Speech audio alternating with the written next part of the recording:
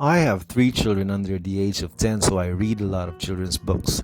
Sometimes I even read them to my kids. A recurring theme I have noticed in children's literature is this: moms and dads are usually absent.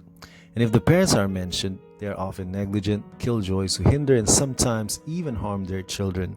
As a parent, I can't help but wonder what message this sends to our children. I first noticed the absence of parents 30 odd years ago reading my famous five stories. Each story would typically begin with mom and dad going to overseas and dumping their kids at Aunt Fanny's for whole summers at a time. The message was, mom and dad are going on an adventure and you can come. But that was okay because the kids would have adventures of their own. Who needs parents? They only get in the way. The fairy tales we read are populated by bad parents. Take Snow White, for example. In this classic tale, we have a king who marries a psycho lady, putting his little girl in mortal danger. And what does the king do to protect his child? Not a blessed thing. What's wrong with that picture? And don't get me started on Hansel and Gretel.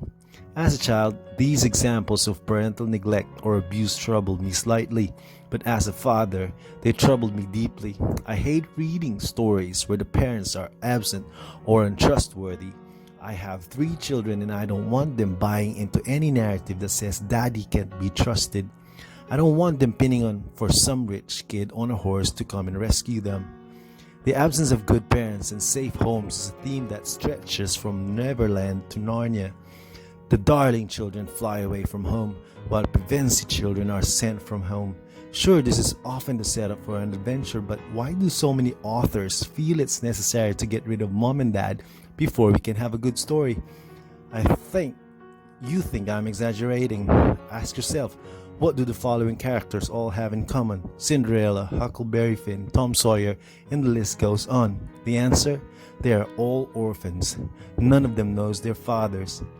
The stories we tell shape our children. So what sort of people are we raising when our stories feature absent or faithless fathers?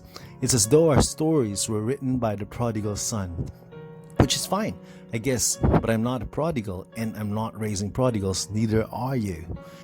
In contrast, the stories Jesus told often featured good fathers. In his famous story, a father is the hero who falls on his wayward son, not with blows but hugs and kisses. I like that story because it speaks to the universal need for a good father who loves us as we are and not as we should be.